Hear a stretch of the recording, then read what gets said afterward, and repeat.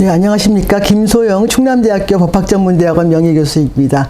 지금 소개해드릴 쟁점 대법원 판결은 시간 강사의 소정 근로시간은 강의 시간으로 한정되는지 여부에 대한 것입니다. 2024년 7월 11일 날 내려진 판결입니다. 이 사안의 개요 및 쟁점에 대해서 말씀드리겠습니다. 이 판결의 피고들은 복수의 국립대학들입니다. 그리고 원고들은 여러 개의 국립대학에서 비전업 강사로 일하고 있는 사람들입니다. 이 국립대학들은 강사를 전업과 비전업으로 구분을 해왔는데요. 전업은 시간 강사만 이제 전업으로 하는 사람들이고, 비전업은 예를 들어서 뭐 변호사라든지 또 연구기관의 연구위원이라든지 공무원이라든지 본업이 있으면서 시간 강사를 이제 비전업으로 하는 이제 사람들을 의미합니다. 그래서 국립대학들이 강사를 전업과 비전업으로 구분을 해서 전업 강사의 경우에는 2015년부터 2019년까지 시간당 약 9만 원 내외, 비전업 강사의 경우에는 시간당 약 3만 5천 원 내외로 지급을 해왔습니다. 그러니까 그 차이가 많이 나죠.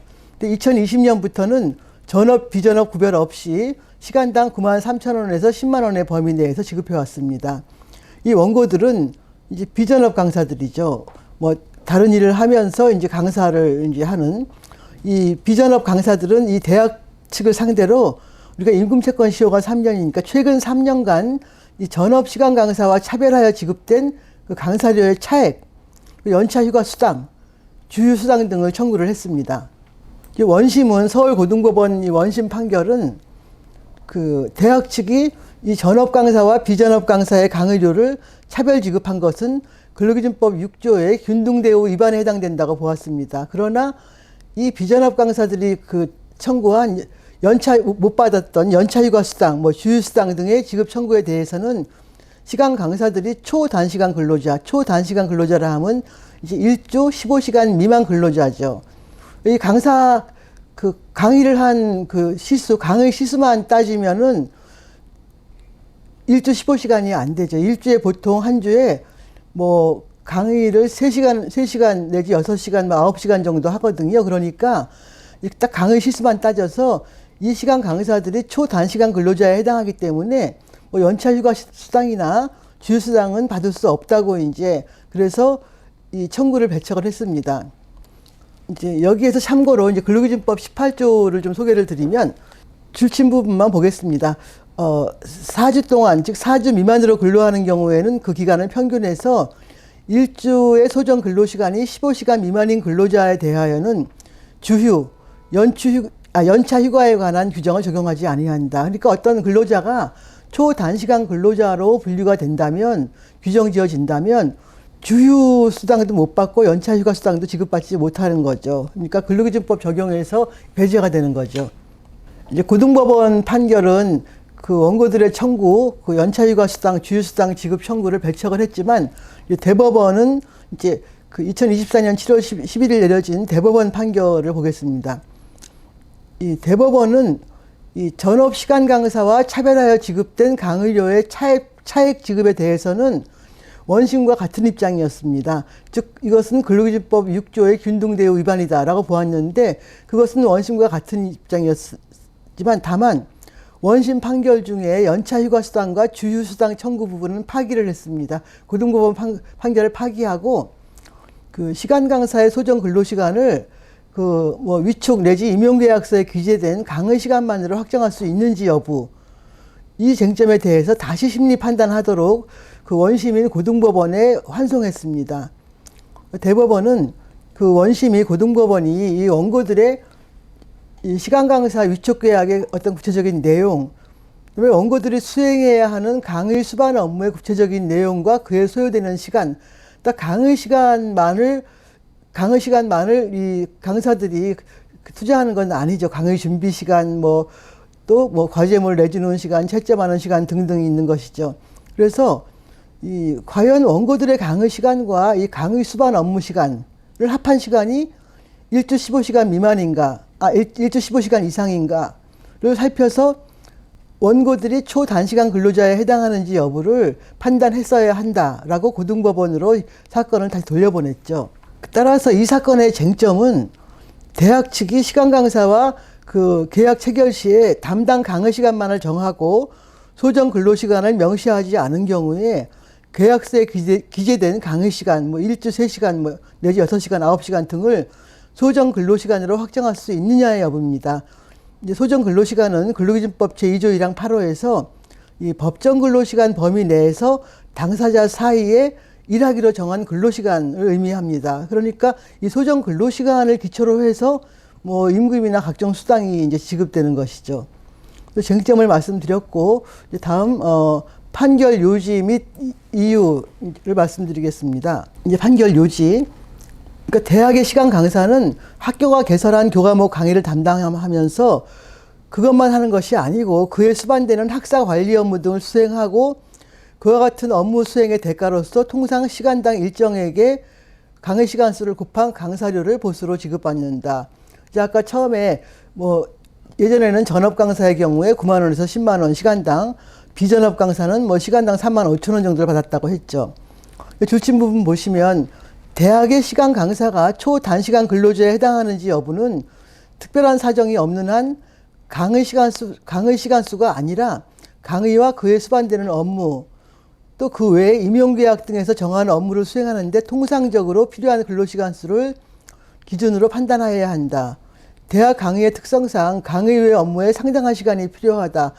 저도 젊은 시절에 이제 시간 강사를 오랫동안 했었는데, 뭐 일주일에 3시간 한 과목이죠. 3학점이니까.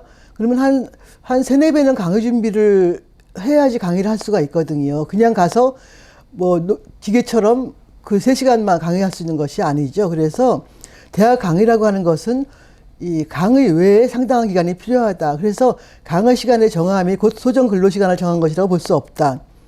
그 만약 시간 강사가 대학에 근로를 제공할 의무를 부담하는 전체 시간이 강의 시간을 초과하는 것이 분명한데도 딱 강의 시간만을 가지고 그것을 기준으로 초단시간 근로자 여부를 판단하게 되면 여기서부터가 굉장히 저는 중요한 대법원의 판결이라고 생각하는데요.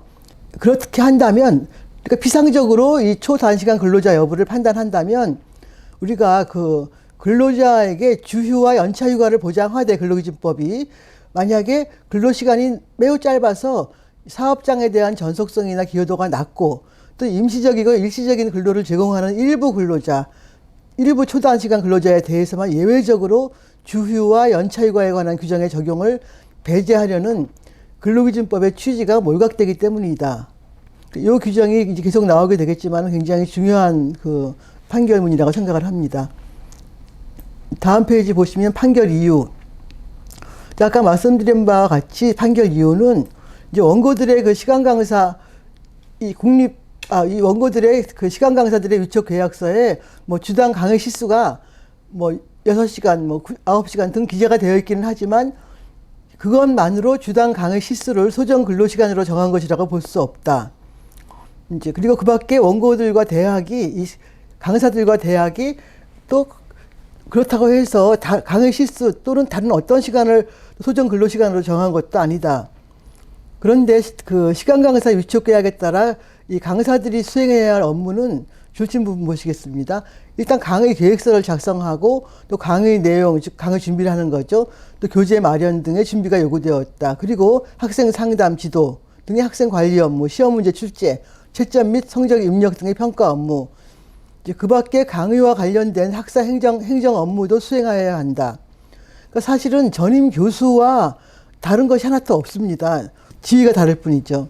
근데 이러한 강의 준비, 학생 관리, 평가 등의 업무는 시간 강사가 강의를 할 때 필연적으로 수반되는 업무이기 때문에 이 시간 강사들이 이 대학 측의 근로 제공 의무를 부담하는 업무이다.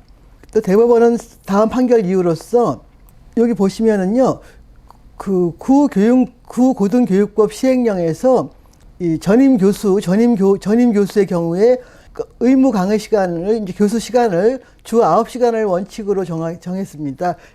저희 그 로스쿨 같은 경우에는 강의 준비가 더 시간이 많이 소요되기 때문에 이제 다른 학교는 어떨지 모르겠는데 하여튼 그 국립대학에서는 주 6시간이 기본 시수입니다. 그러니까 일주에 두 과목이죠. 한 과목에 3학점이면.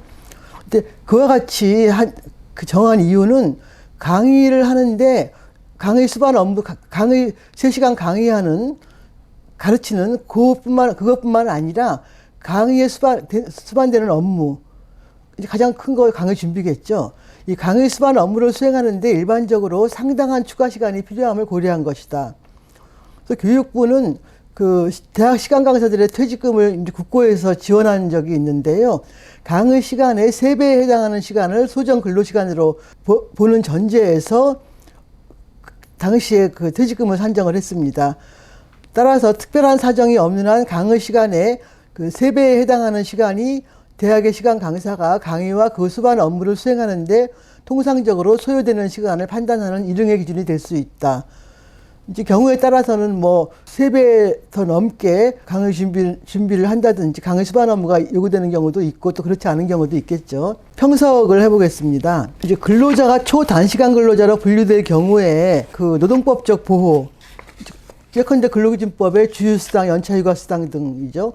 그다음에 이제 그런 보호에서 배제가 되고 그것뿐만이 아니고 기간제 및 단시간 근로자 보호 등에 관한 법률, 기간제법, 또 퇴직급여 보장법 등은 물론이고 뭐 국민연금법, 고용보험법 등에서도 배제가 될 가능성이 매우 높습니다. 초단시간 근로자로 분류될 경우에 이제 근데 그 제가 오늘 소개해드린 대상 판결은 빨간 글씨 줄치 부분 보시면은 이런 의미입니다. 근로기준법은 이제 모든 근로자 보호를 위해서 모든 근로자에게 주휴와 연차 휴가 등을 보장하는 것이 원칙이죠. 근데 다만 아주 근로시간이 짧은 근로자들의 경우에는 사업장에 대한 전속성이나 또 기여도가 낮죠. 그리고 일시적으로 일하는 경우도 많기 때문에 그러한 근로자에 대해서는 예외적으로 보호를 배제한다. 이제 그런 것이 근로기준법의 취지인데 실제 근로시간 수가